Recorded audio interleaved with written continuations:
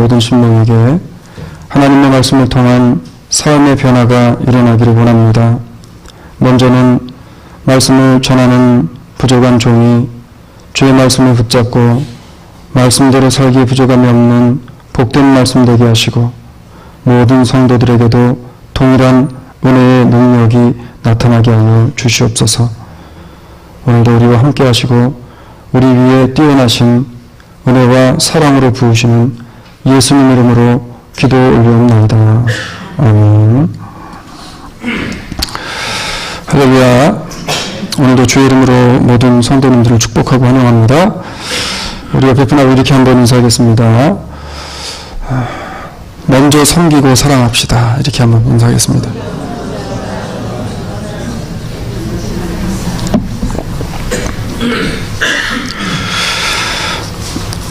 저는 믿음이 좋고 신앙이 좋은 그런 분들도 참 좋지만 성품이 좋은 분들이 참 좋습니다. 저희 교회는 성품 좋은 분들이 너무 많아요. 그렇죠? 예, 저만 그렇게 생각하나요? 여러분, 예수님의 성품을 한마디로 말한다면 겸손이라고 이야기할 수 있습니다. 요즘 시대에는요, 교회를 통해서든지 아니면 성도들을 통해서든지 가장 보기 힘들고 드문 게 뭔가 찾아보면 바로 예수님의 성품인 겸손이 아닌가라는 생각을 하게 되어집니다. 그래서 겸손은 예수 믿는 성도들의 삶에 있어서 가장 중요하고 가장 기본이 되어지는 바탕이 되어집니다. 가장 기본적이고 중요한 것이 바로 겸손이라고 하는 겁니다.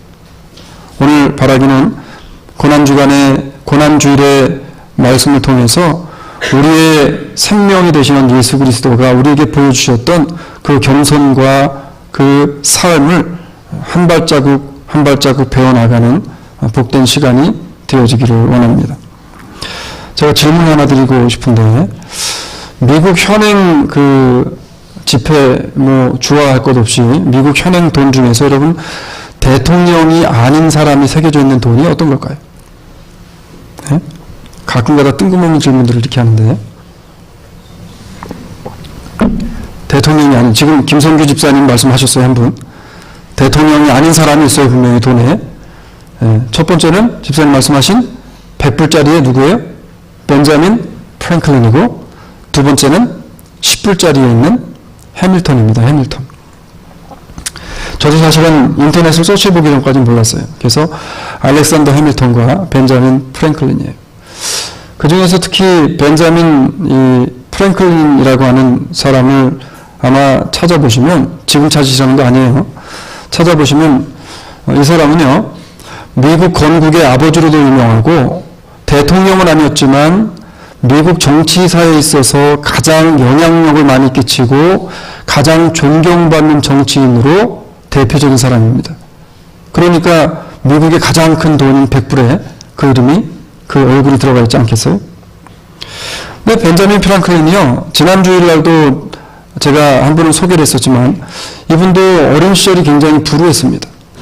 가난한 농부의 아들로 태어나서 가진 고생을 하면서 자라가다가, 그러다가 22살이 되어지는 해에 자신의 인생을 다시 한번 돌아봐요. 인생을 돌아보다 보니까 내 인생이 지금까지 살아온 게 과연 잘 살아왔는가라고 하는 겁니다. 벤자민 프랭클린이 앞으로 나의 22세 이후의 삶을 지금과 같이 살아서는 안 되겠구나. 자신의 인생에 있어서 12가지의 인생의 좌우명이 될 만한 일들을 결정을 합니다. 12가지를 제가 외우지 못하기 때문에 12가지를 보니까 이런 것들을 자기가 반드시 하지 않거나 하겠다라고 다짐을 해요. 첫 번째는 절제입니다. 절제. 근데 특별히 이 사람은 음식을 많이 먹길 좋아했는지 과식에 대한 절제를 내가 하겠다, 이렇게 결단을 내렸어요. 두 번째는 침묵입니다. 침묵은 내가 앞으로 살면서 부정적인 말을 하지 않겠다. 세 번째는 질서예요. 정리정돈을 잘하고, 그리고 결단입니다. 해야 할 일을 내가 꼭 해야겠다. 전략하는 것과 근면은 열심히 나에게 주어지고 맡겨진 일을 열심히로 하겠다. 7번째는 성실입니다. 성실에 있어서 이 사람이 특별히 마음에 든 것이 뭐냐면 절대로 내가 남을 헐뜯는 일을 하지 않겠노라라고 결단을 해요. 그리고 8번째 정의입니다. 정의. 남에게 손해를 입히는 일을 하지 않겠다. 이렇게 다짐을 해요. 그리고 중요, 극단적인 생각이나 극단적인 말을 하지 않겠다. 10번째는 청결하게 살겠다. 11번째는 평정심을 유지하겠다. 사소한 일에 화내지 않고 그리고 될 수 있으면 화가 아닌 용서로 내가 나가겠다. 마지막 12번째가 순결입니다. 이제 12가지를 써놓고 본인이 보기에도 참 흐뭇한, 어때요 여러분? 이건 뭐 벤자민 프랭클린 뿐 아니라 우리들에게서도 정말 필요한 그런 부분들 아니에요? 이 글을 노트에다가 적어놓고 그리고는 이것을 가지고 프로브를 받아야 되잖아요. 이제 누군가한테 가서 내가 이렇게 살기로 결단했는데 내가 이렇게 사는지 안 사는지 나에게 있어서 좀 확인 좀 해주십시오. 그래도 가장 공신력 있는 자신이 섬기고 있는 교회의 목사님을 찾아갑니다. 목사님에게 가서 목사님, 제가 앞으로 23년째 되는 해부터는 이렇게 삶을 살아가려고 합니다. 그 목사님이 12가지를 쭉 보더니 이 청년을 보면서 그러는 겁니다. 다 좋은데 한 가지가 빠졌다. 그게 뭐냐면 겸손이다. 네가 만약에 12가지를 다 이뤘다고 한다 할지라도 너의 모습 속에 너의 삶 속에 겸손이 없으면 모든 것을 다 잃은 것이나 마찬가지다. 이 이야기를 목사님이 합니다. 프랭클린이요, 그 이야기를 들으면서 가슴에 확 와닿았어요. 그래서 12가지의 맨 앞에다가 겸손을 써놓고 13가지의 덕목을 평생을 지키면서 그 사람이 살아갔대요. 그리고 노트에 이렇게 썼답니다. 내가 예수님을 닮아가기로 결정했노라. 오늘 말씀을 통해서 고난까지도 마다하지 않으셨던 예수 그리스도의 겸손으로 우리가 한 발 더 나아가고 따라갈 수 있는 그런 우리 주사랑 장로교회 모든 가족들이 되어지기를 원합니다. 우리가 주일날 설교를 한 번씩만 들어도 1년이 몇 번 듣습니까? 몇 번 들어요? 예? 1년 몇 주예요? 52주. 그러면 수요일에 나와서 수요일날 한 번 더 들으면 몇 번 드려요? 104번 드려요? 거기다 새벽 예배까지 나와가지고 말씀을 들으면 더 이상 제 계산이 안 됩니다. 몇백 번의 설교를 우리가 말씀을 듣고 살아요. 중요한 것은 몇백 번, 몇천 번, 몇만 번 훌륭하고 유명한 목사님들의 설교, 아니면 좋은, 요즘에 인터넷만 들어가면 얼마나 설교가 많아요.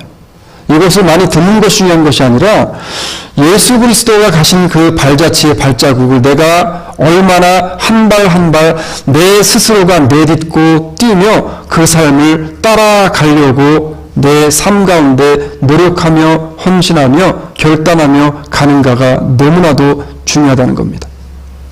오늘 바라기는 말씀을 통해서 나의 삶의 모습이 한 가지 작은 부분이라도 그리스도를 따라 겸손의 모습으로 나타내지고 삶을 살아드리는 그러한 결단의 시간이 되어지기를 원합니다. 성경에는요, 종려나무라고 나옵니다. 오늘 우리는 종려주일로 지키고 고난주일로 지켜요. 근데 왜 여러분 종려주일이고 고난주일입니까? 이 종려나무라는 나무는요, 그 뜻을 가지고 있는데 그 나무의 뜻이 뭐냐면 의롭다, 아름답다, 승리하다 이런 뜻을 가지고 있습니다. 종려주일이 되어진 이 역사적인 배경은 오늘 본문에 보게 되어지면 예수님이 예루살렘 성에 입성하실 때에 수없이 많은 사람들이 와서 어떻게 합니까? 종려나무 가지를 꺾어서 흔들면서 땅에 깔면서 뭐라 그래요? 네? 오늘 10절에 보면 나오죠? 호산나 호산나 다윗의 아들이요. 그러면서 예수님을 환호하면서 예수님을 맞아요. 그래서 종려주일이에요. 한때는 호산나 주일이라고도 했습니다. 호산나 호산나 하나님의 이름으로 오시는 예수 그리스도를 칭송하고 찬양하는 그 사람들의 모습 속에서 나타났다고 해서 호산나 주일이라고도 했습니다. 오늘 우리는 고난받으신 예수 그리스도가 고난의 주기에 들었으면서 고난주일로 주일을 지킵니다. 예수님은요, 공생의 기간, 예수님이 사역하신 3년의 기간 동안에 제자들에게 겸손과 섬김을 몸소 보여주시면서 가장 강조하셨던 것이 바로 이 겸손이에요. 이 섬김이라는 것은 겸손이 바탕되어지지 않으면 결코 할 수 없는 겁니다. 우리가 올해 2016년의 표어를 사랑으로 섬겨주는 교회가 되자, 사랑으로 섬겨주는 성도의 모습들이 되어지자라고 이야기했습니다. 이 사랑으로 섬겨주는 섬김이 있으려면 반드시 그 바탕에 겸손이 있어야 돼요. 예수님은요, 우리를 너무나도 사랑하셨습니다. 그렇기 때문에 겸손의 주인으로 오셔서 우리를 사랑하시는 사랑의 완성을 우리에게 보여주셨던 분이에요. 성경은 이렇게 이야기해요. 예수께서 앉으사 12제자를 불러서 이르시되 아무든지 첫째가 되고자 하면 뭇사람의 끝이 되며 뭇사람을 섬기는 자가 되어야 하리라, 이렇게 이야기해요. 요즘 현대 사람들의 현대의 법칙과 현대의 사고방식과는 완전히 판이하게 틀린 반대되는 이야기를 성경은 합니다. 겸손이 없으면 할 수 없는 일이에요, 섬김은. 여러분, 사람들의 머리가 되려고 하기보다는 사람들을 섬기는 자가 되래요. 앉아서 먹는 자가 크냐, 섬기는 자가 크냐, 앉아서 먹는 자가 아니냐, 그러나 나는 섬기는 자로 너희 중에 있노라. 누가복음 22장 27절에서 말해요. 어때요? 앉아서 있는 분들이 서서 왔다 갔다 하면서, 분주하게 왔다 갔다 하면서 섬기는, 옛날로 말하면 하인들을 볼 때에 그 하인들이 더 높아 보이겠어요?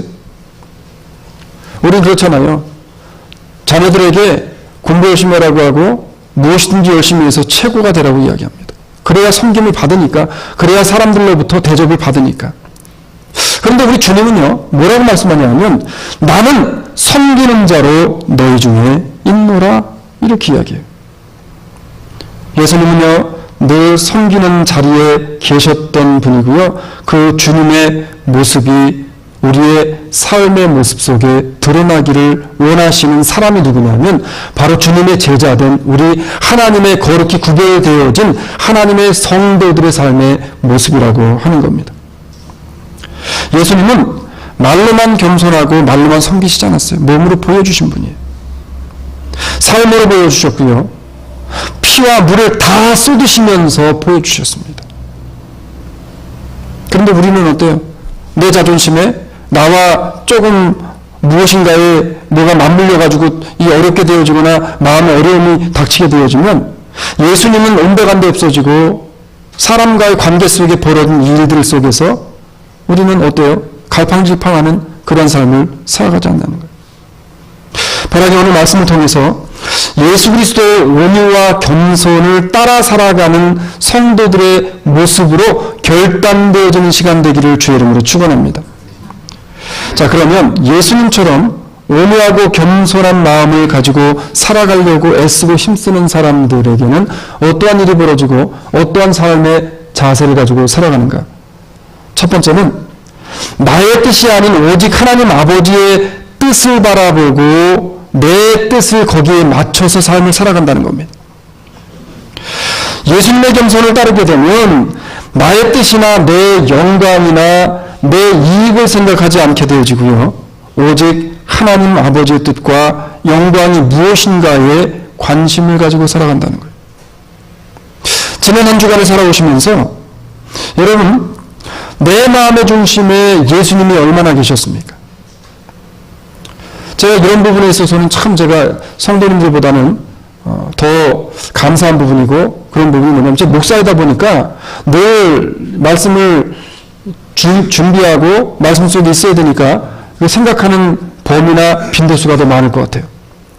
우리가 일상생활을 하면서, 세상에 나가서 살면서, 직장생활을 하면서, 사업을 하면서, 일을 하면서, 일터에서 과연 나의 일주일의 삶 속에서 예수 그리스도라고 하는 분이 내 뇌 속에, 내 가슴 속에 얼마만큼의 포션을 차지하고 있는가라고 하는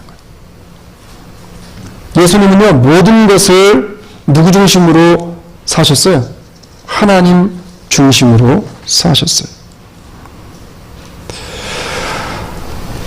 우리는 이야기 잘합니다. 내가 사나 죽으나 주의 영광을 위해 하겠습니다. 사나 죽으나 주의 영광을 위해 하겠습니다. 예수님은요, 기쁨의 순간이나 고통의 순간이나 자신의 의지나 뜻이 아니라 오직 하나님 아버지의 뜻이 무엇인가를 구하고 그 뜻에 의해서 움직이시고 그 뜻에 의해서 십자가라고 하는 엄청난 형벌의 저주를 짊어지셨다는 거예요. 우리는 고난주간을 맞이하면서 우리는 과연 그 주님의 고난에 어떻게 동참하고 예수님이 겸허하며 겸손함으로 섬김의 자세를 가지고 이 땅에 오셔서 우리에게 보여주셨던 그 삶의 흔적들을 어떻게 한 발 한 발 우리가 따라가겠느냐는 거예요. 성경은 우리에게 이렇게 이야기합니다. 이 시대를 살아가는 우리들, 정말 힘든 신앙을 지키고 믿음을 지키고 살아가기가 힘든 이 시대를 살아가는 우리들에게 성경은 이렇게 이야기해요. 너희는 이 세대를 본받지 말고 오직 마음을 새롭게 함으로 뭐하래요? 변화를 받아 하나님의 선하시고 기뻐하시는 뜻이 무엇인지 뭐하래요? 분별하도록 하라. 로마서 12장 2절의 말씀입니다. 이 세대를 본받지 말래요. 이 세대가 어떤 세대예요? 늘 말씀드리지만 여러분 강조해도 지나치지 않는 것이 요즘에 미혹되지 말자는 겁니다. 성경부 시간에 지난 화요일날 이야기하다가 우리 김영 집사님으로부터 아주 또 희한 뻑적지근한 얘기를 또 하나를 들었습니다. 스톤 마운틴 쪽에 교회가 하나 생겼는데 그 교회가 사람들이 이렇게 좀 이제 모여드나 봐요. 근데 그 교회의 문제가 밝히지 않지만 그 교회에서 이상한 짓들을 하는 겁니다. 성령춤을 추고, 그리고 불성령의 불세례를 받는데 그 받은 사람들에게 주어지는 뭐 특권 같은 게 있어요. 그리고 한국의 인천에 있는 여러분들도 아실 만한 분들은 아실 거예요. 아주 유명한 목사님인데 그분이 그것을 주장하는 분입니다. 그분이 써놓은 글을 제가 들어가서 보니까 뭐라고 써놨냐면 하나님의 성령에 내게 임하셔서 하나님이 자기에게 영이 나에게 띄워가지고 핸드폰 문자로 문자 메시지를 보내줬대요. 여기 미역대 사람들이 가고 있어요. 여러분 지금 웃고 있지만 수없이 많은 사람들이 그 설교를 들으면서 와 하고 있다는 거예요. 지금 더 황당한 얘기 뭔지 아세요? 하나님이 자기한테 상급을 주셨는데 900층짜리 아파트를 주셨대요. 써놨어요 거기다 그렇게. 여러분 이 세대를 본받지 말고 오직 마음을 새롭게 하여 예수 그리스도로 우리의 마음이 새롭게 되어져서 변화를 받아서 하나님의 선하시고 기뻐하시는 나를 통해 하나님이 기뻐하시는 뜻이 무엇인지를 온전히 하나님의 뜻을 이루기 위한 삶을 살아가라는 거예요. 그래야 엉뚱한 데 빠지지 않는 거예요.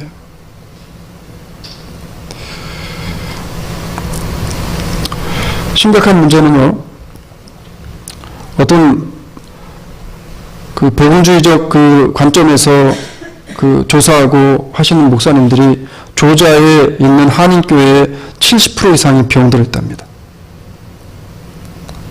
놀라운 일이에요. 오늘 본문에 보면 예수님은요 세상의 가치 기준에 의해서 움직이시거나 가치 기준을 바라보시지 않았어요. 오직 한 분 하나님의 뜻에 의해 움직이시고 하나님의 뜻에 의해 겸손함으로 그 삶을 살으셨습니다. 오늘 본문을 보면 너무나도 자명하게 이 사실이 드러나요. 오늘 보면 7절 보니까 나귀 새끼를 예수께로 끌고 와서 자기들의 겉옷을 그 위에 걸쳐두매 예수께서 이것을 어떻게 했대요? 타셨대요.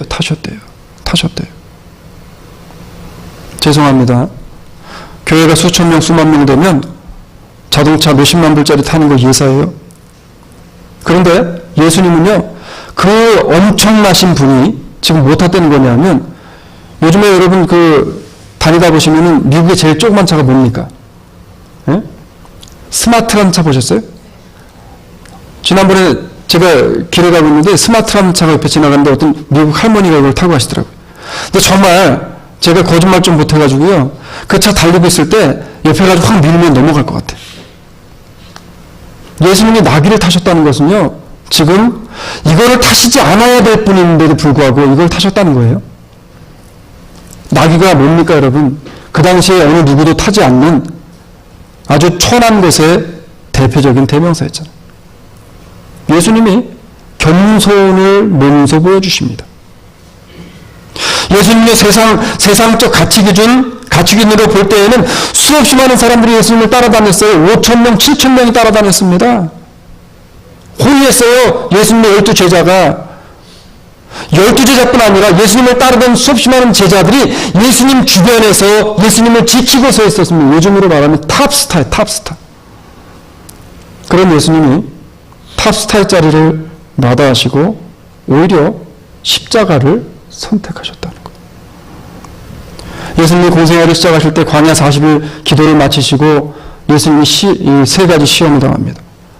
그 시험이 뭐예요? 첫 번째, 마귀가 와서 배고픈 예수님에게 돌덩이를 떡덩이가 되게 먹게 합니다. 두 번째는 뭐예요? 높은 곳에 올려서 예수님을 놓으시고 네가 나에게 줘라면 내가 이 10,000원을 너에게 주겠다는 거예요. 너로 하여금 으뜸이 되게 하겠다는 겁니다. 세 번째 뭡니까? 성전 높은 곳에 데리고 올라가서 떨어져 봐라. 네가 만약 하나님의 아들이면 천사들이 너를 와서 보호해서 내 털끝 하나 상하지 않게 하겠다는 거예요. 예수님이 여러분 그거 할 수 없는 분일까요? 아니에요. 예수님은 하고도 남을 분이에요. 그런데 주님이 뭐라 그래요? 하나님을 시험하지 말래요. 말씀으로 물리칩니다. 예수님의 생애를 보게 되어지면 십자가라는 고난과 고통이 나에게 있을지라도 그것이 하나님의 뜻이면 내가 지겠다는 거예요. 그것이 하나님의 뜻이면 내가 지겠다는 거예요. 내 오른편을 쳐서 내가 왼편을 대야 되는 것이 하나님의 뜻이면 되겠다는 거예요. 내 옷을 하나 줬는데 내 속옷까지 벗어줘야 되는 것이 하나님의 뜻이면 벗어주겠다는 겁니다. 이게 바로 뭐냐면 그리스도 정신이에요. 이게 바로 성도들의 삶입니다.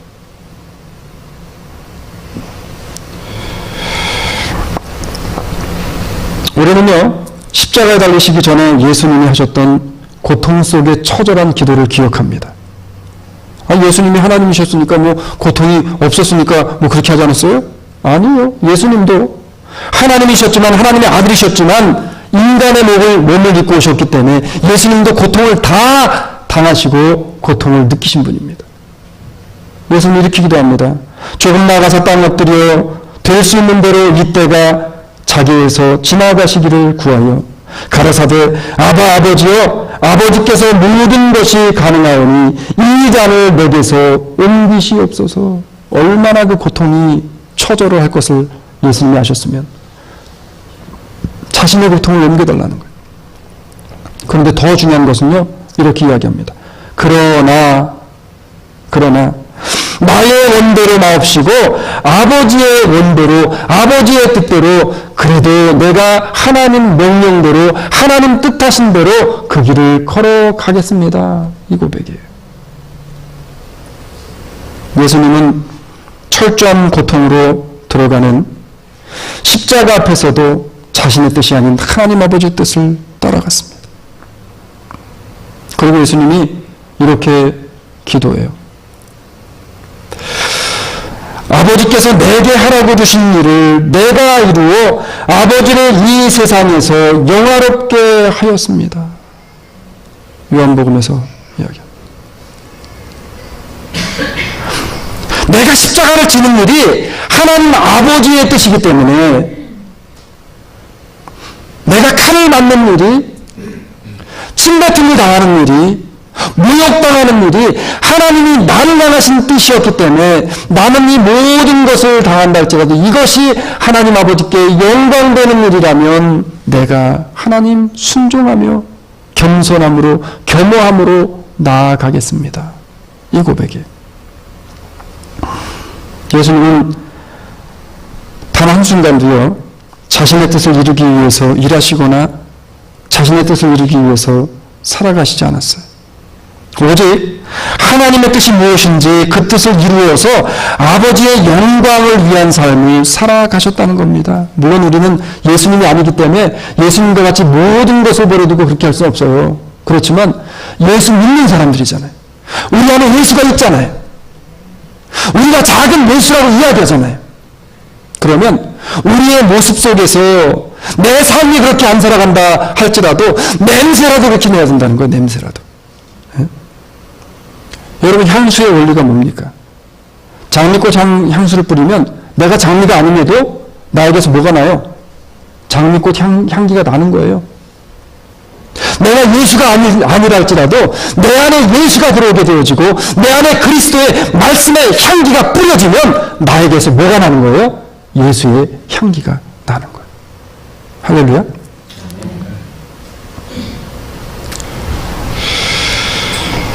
사람들은요, 비전이라는 이야기를 하면서 비전을 세워놓고 비전을 이루기 위해서 달려갑니다.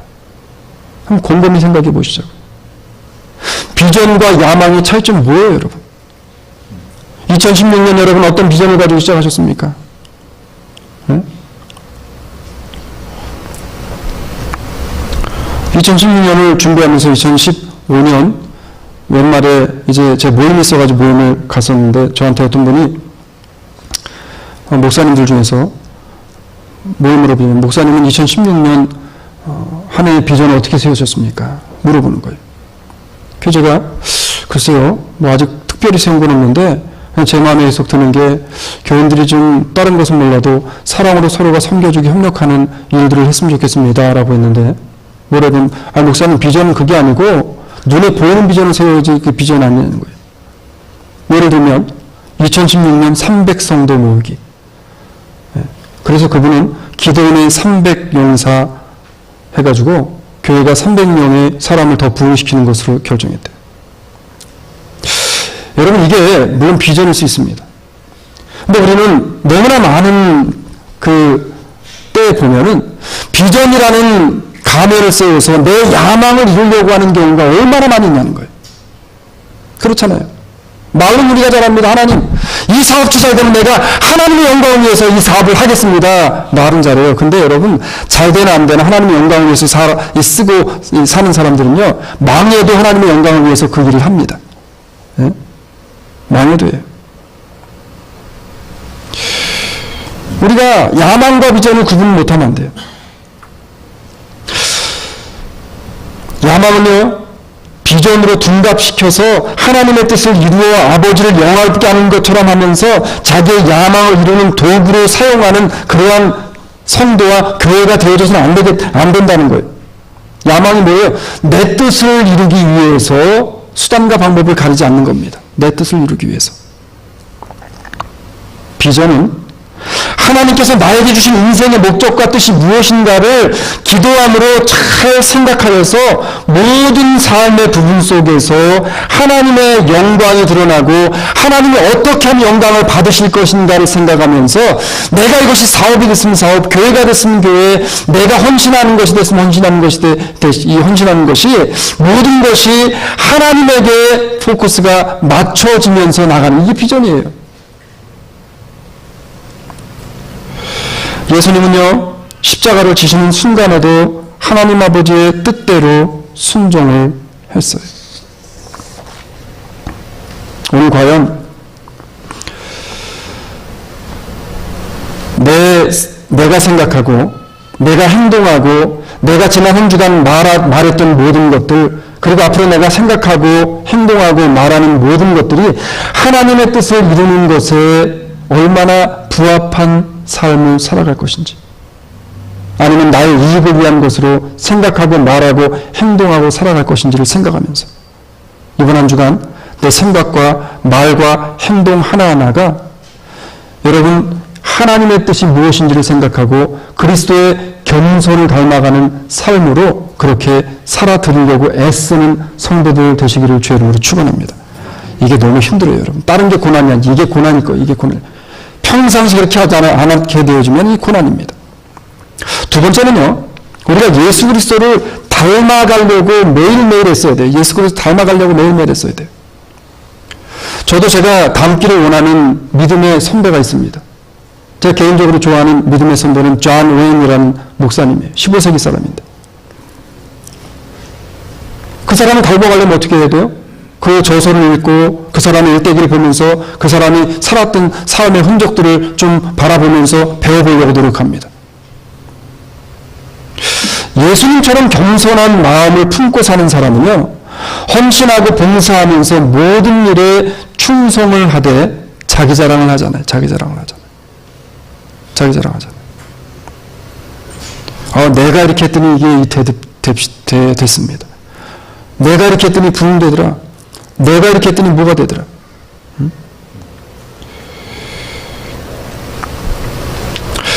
예수님의 생활 속에 닮아가려는 사람들은 마땅히 해야 할 일을 하고서 하는 말이, 제가 해야 할 일을 했는데요, 뭘? 이거 제가 해야 할 일을 한 겁니다. 이렇게 이야기한다는 거예요.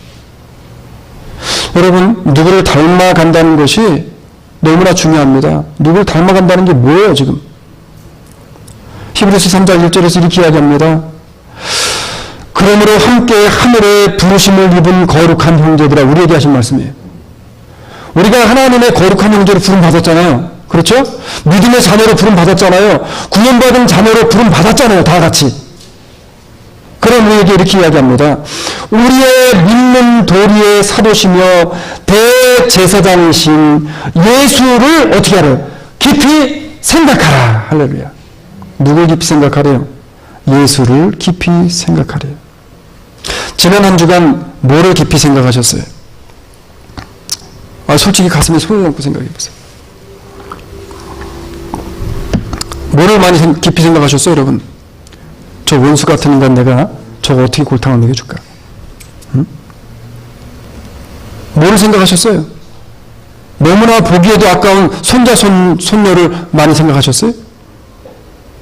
제가 보기에 여기서 부인이 너무 좋아가지고 남편이 너무 사랑스러워가지고 남편을 일주일 내내, 부인을 일주일 내내 그렇게 깊이 생각하신 분들은 아마 잘 안 계실 것 같은데, 뭐를 깊이 생각하셨습니까? 내가 지금 무엇을 생각하느냐를 보면 내 삶의 기준과 가치가 어디에 있는가를 우리는 알 수 있어요.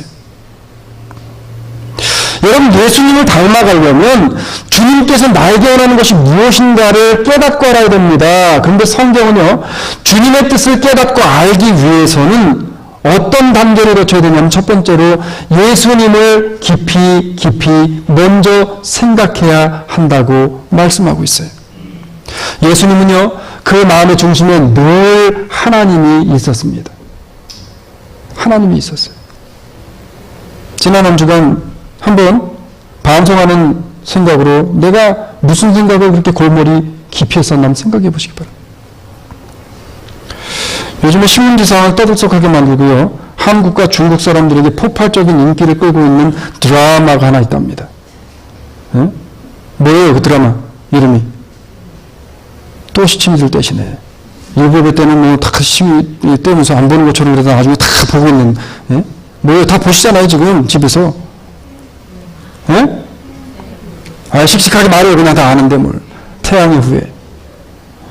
태양의 후예라는 드라마인데, 지금 한국이나 중국이나 할 것 없이 열풍을 일으켜가지고, 그 신문에 나온 거 보니까요, 중국에서 이미 3억 명이 넘는 사람들이 다운로드 받아가지고 봤대요. 3억 명. 미국 인구예요, 미국 인구. 한국도 좀 장난이 아니랍니다. 근데 왜 그렇게 인기가 있는 줄 알아요, 여러분? 거기 나오는 주연 배우 누구? 송아무개 씨와 송아무개 씨. 그래서 실제로 중국 정부에서요, 관영 뉴스에서 주의보를 내렸습니다. 무슨 주의보냐면 송중기 상사병 주의보. 실제로, 제가 뉴스를 직접 들어가서 봤어요.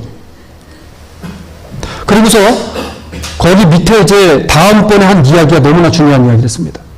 이 드라마는 당신들에게 유해할 수 있기 때문에 주의해서 보십시오. 이렇게 나왔어요. 중국에서 지금 내는 이야기예요. 그리고 실질적인 사회적 문제로 드러나기 시작했습니다. 그 드라마가 나온 지 얼마 된지 모르겠어요. 뭐가 나오기 시작했냐면 부부싸움이 잦아졌습니다. 그리고 실질적으로 이것 때문에 이혼을 생각하는 사람들이 생기기 시작했어요. 부부싸움하는 첫 번째 이유가 뭐냐면, 왜 당신은 송중기처럼 안 하는 거야? 네? 여러분, 드라마니까 가능한 거예요. 착각하면 안 돼요. 바보들이에요. 네? 만약에 그 드라마 보시면서 남편에 대한 불신임이 생긴다 그러면 당장 끊어버리십시오. 아주 불이익한 겁니다. 사회적인 문제로까지 번지고 있어요. 세상의 것들은요, 깊이 생각하고 파고 들어갈수록 우리에게 있어서 유익을 끼치는 것이 아니라 오히려 가정을 파괴하고 관계를 고립시켜요. 그래서 기자들이 실제로 중국의 그 젊은 여성들을 대상으로 해서 인터뷰를 하는 걸 제가 잠깐 들었는데, 요즘에 당신들 일상이 뭡니까? 그랬더니, 모이면 그 드라마 이야기하고, 모이면 드라마 속 남자 주인공 이야기해서 요즘에는 사람들과 모여가지고 대화가 다 그 대화래요. 더 심한 거는 이 젊은 중국의 그 여성들이요, 잘라고 누우면은 앞에서 송중기가 왔다 갔다 한다. 남자들도 마찬가지로요. 그 배우 이름은 뭐예요? 하여튼 그 여배우도 마찬가지라는 겁니다. 그렇다 보니까 모든 게 그 사람들에 의해서 비춰주고 비교가 되어지니 그 남편이나 아내가 보이겠어요? 세상의 것들을 너무 깊이 생각하면 우리를 파괴해요, 여러분. 물질이 됐든 사업이 됐든, 여기는 이분 자녀들도 마찬가지고, 여기에 이분 우리의 손자 손녀도 마찬가지. 우리를 파괴합니다.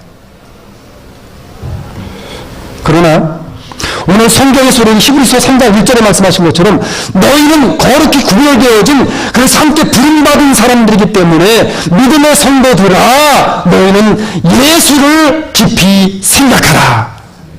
예수를 깊이 생각하면 우리의 영혼이 살아나고요, 가정이 회복되어지고 교회가 사랑과 섬김으로 다시 일어나게 되어지는 놀라운 역사가 예수 그리스도를 통해 드러나게 되어지는 줄로 믿으시길 주의 이름으로 축원합니다.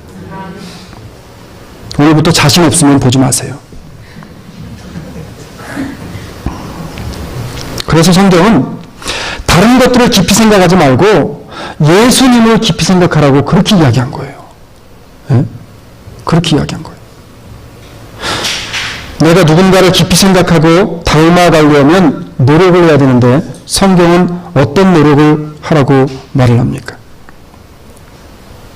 오늘 보면 10절에 보니까, 9절로 10절의 말씀 보니까, 특별히 10절에 보니까 이렇게 이야기해요. 찬송하리로다 오는 우리 조상 다윗의 나라의 가장 높은 곳에서 호산나 하더라. 지금 누구를 향한 사람들의 외침입니까? 지금 예루살렘에 입성하고 있는 예수 그리스도를 수없이 많은 사람들이 예수님만 바라보고 있어요. 나귀도 보는 것이 아니라 예수 그리스도만 바라봅니다. 그리스도를 보니까 환호가 나오고 찬송이 나오고 기쁨과 감사가 나오는 거예요. 이 사람들이 훗날에 그리스도를 보지 아니하고 그리스도가 아닌 것들을 바라보게 되어지니까 다 떠나버리는 거예요. 그냥. 성경은 이렇게 이야기합니다. 믿음의 주여 또 온전케 하시는 이인 누구를 바라보자? 예수를 바라보자. 예수를 바라보자. 오늘 고난주간에 우리가 예수님만 바라보는 것 참 힘든 일입니다. 예수님을 깊이 생각하는 것 너무나 힘든 일입니다. 그 힘든 일을 우리가 결단하여서 좀 하기를 원합니다. 예수님을 바라보면 주변에 그 어떠한 풍랑도 보이지가 않아요. 그렇지만 예수님을 바라보지 않으면 그때부터는 세상에 잡다한 것들이 보이기 시작합니다. 큰 풍랑이 일어나 물결이 부딪혀 배에 들어와 배에 가득하게 되었더라. 예수께서는 고물에서 베개를 베시고 주무시더니 그랬어요. 제자들이 예수님이 어떤 예수님입니까? 오병이어를 통해서 엄청난 사람들을 먹이시고, 칠병이어를 통해서 사람들을 먹이시고, 진흙을 이겨서 장님을 띄우게 하시고, 안진뱅이를 이렇게 세우시고, 에바다를 내시셨던 예수 그리스도, 죽은 자를 살리신 예수님, 무리를 걸어가시는 예수님, 제자들은요, 그 예수님의 거룩하심과 예수님의 능력을 경험했던 사람들이에요. 그 예수님을 바라볼 때는 강하고 담대하게 세상 가운데 나가서 그리스도의 복음을 전했던 사람입니다. 그런데 예수님이 안 보이고 예수님을 바라보지 않으니까 뭐가 보여요? 풍랑이 보이는 거예요. 풍랑이. 우리가 이민의 삶을 살아가면서 얼마나 많은 풍랑들이 있습니까? 예수님을 바라보지 않으면 풍랑이 보이는 거예요. 예수님이 이렇게 제자들에게 이야기합니다. 제자들이 깨우며 가로되 선생님이여 우리의 죽게 된 것을 돌아보지 아니하시나이까. 마가복음 4장 37절로 38절의 말씀. 우리들의 눈에는요 반드시 무엇인가가 보이게 되어져 있고 우리는 뭐든지 보면서 살아가게 되어져 있어요. 그런데 무엇을 볼까에 대한 결정은 내가 내리는 겁니다. 바라기는 우리 사랑장로교회와 성도들이 믿음의 눈으로 좋은 믿음의 결실들만을 좋은 믿음의 것들을 바라보려고 애쓰는 성도들의 모습 되어지기를 주의 이름으로 축원합니다. 제자들은 광풍을 보기로 결정했고요. 능력의 주님을 보지 않았다는 거예요. 이런 제자들에게 예수님은 이렇게 이야기합니다. 예수께서 깨어 바람을 꾸짖으시며 바다더러 이르시되 잠잠하라 고요하라 하시니 바람이 그치고 아주 잔잔하시더라. 이에 제자들에게 이르시되 어찌하여 이렇게 무서워하느냐? 너희가 어찌 뭐라 그래요? 믿음이 없느냐? 예수님을 바라보지 않았다는 거예요. 예수님이 제자들에게 하고 싶은 이야기는 너희가 지금까지 나와 함께 있으면서 내가 누군지 왜 알지 못하느냐는 거예요. 왜 알지 못하는 거예요. 예수님을 닮아가기 위해서는요 반드시 예수님을 바라보는 믿음의 눈이 필요합니다. 예수님의 눈의 중심이 하나님을 향해 있으셨고요. 하나님만을 바라보셨어요. 마찬가지로 오늘 우리 사랑장로교회 모든 성도들도 주변에 보이는 여러 가지의 마음에 들지 않는 환경, 광풍들과 같은 것을 바라보지 마시고 오직 예수 그리스도를 깊이 생각하심으로 그 주님을 바라보는 성도들이 되어지기를 주의 이름으로 축원합니다. 말씀을 해주려고 그래요. 그리스도의 겸손이 배워지게 되어지면 이런 삶을 살게 되어져요. 내가 살려고 해서가 아니라 살게 되죠. 어떤 삶이냐면 세 번째인데 내가 먼저 사랑하고 내가 먼저 헌신하고 내가 먼저 봉사하되 불평함이 없이 한다는 겁니다. 할렐루야. 예수님처럼 겸손한 마음을 품고 사는 사람은 사랑하되 먼저 뜨겁게 사랑하고요. 내가 헌신하고 봉사하되 불평불만이 없다는 거예요. 우리가 예배 들어갈 때 가장 먼저 하는 게 뭡니까? 예배 부르심에 의해서 성경을 하나 낭독해요. 그게 뭐예요? 무엇보다 서로 사랑할지니 사랑은 허다한 죄를 덮느니라. 우리가 잘 알고 있는 베드로전서 4장 8절의 말씀이에요. 여러분, 인생에는 타이밍이 중요합니다. 타이밍이 굉장히 중요해요. 타이밍이. 저도 타이밍 잘 못 맞춰가지고 아주 고생한 적이 몇 번 있어요. 예를 들면 그런 겁니다. 와이프하고 좀 뭐 실갱이 하다가 생각해보니까 내가 잘못했어요. 근데 타이밍은 그날 저녁이 되기 전에 빨리 가서 사죄를 하든 무릎 꿇고 싹싹 빌든 어쨌든 간에 이 문제를 해결했어야 되는데 이거 서로 간에 자존심 세운다고 그냥 가지고 있다가 하루 넘어가 이틀 넘어가면 어떻습니까? 여러분, 지옥불에 빠져서 뜨거운 불에 빠져 있는 게 지옥이 아니라 그게 지옥이에요. 그 타이밍이 넘어가게 되어지면 화해하기가 너무 힘들다는 겁니다. 우리의 신앙도 마찬가지고 우리의 삶도 마찬가지고 타이밍이 너무나 중요합니다. 내가 먼저 용서하고 사랑하고 베푸는 타이밍을 놓치지 말고 겸손을 믿음으로 잘 실천해 나가는 우리 주사랑의 모든 식구들이 되어지기를 원합니다. 아무리 자기 관리를 잘해도요 겸손함이 없으면 허사예요. 나귀를 타실 만큼 겸손하신 예수님을 닮아가기 위해서 우리가 총력의 힘을 다 쓰셔서 내 뜻이 아니라 하나님 아버지의 뜻을 먼저 생각함으로 지금 내가 해야 할 가장 중요한 성도 간의 문제가 있다면 그 문제, 신앙의 문제가 있다면 그 문제를 예수 그리스도를 생각하고 바라봄으로 그리스도의 겸손을 닮아가는 한 발짝을 내가 먼저 띄므로 하나님의 말씀 속에 은혜 가운데 해결하며 한 주간을 시작하는 우리 사랑의 모든 성도들과 가정들이 되시기를 주의 이름으로 축원합니다. 사랑의 아버지 하나님, 은혜를 감사합니다. 우리의 삶에 흔적이 악한 세상의 냄새가 나지 않게 하여 주시고 그리스도를 품고 사는 인생들, 그리스도의 말씀이 우리 가운데 계셔서 우리로 하여금 그리스도의 향기를 풍기며 살아갈 수 있는 그런 모습으로 우리의 모습을 바꿔 주시옵소서. 하나님, 내 뜻이 아닌 하나님의 뜻을 생각하며 그 뜻대로 살기로 결단하기 원합니다. 예수 그리스도를 닮기 위하여 먼저 주님을 바라보고 주님을 깊이 깊이 생각하여 내 인생에 지금 가장 해결해야 할 부분들 믿음으로 말미암아 겸손하게 내가 먼저 선 내밀어 해결하게 하여 주시옵소서. 고마우신 예수님 이름으로 기도 올립니다. 아멘. 우리 다 같이 일어나셔서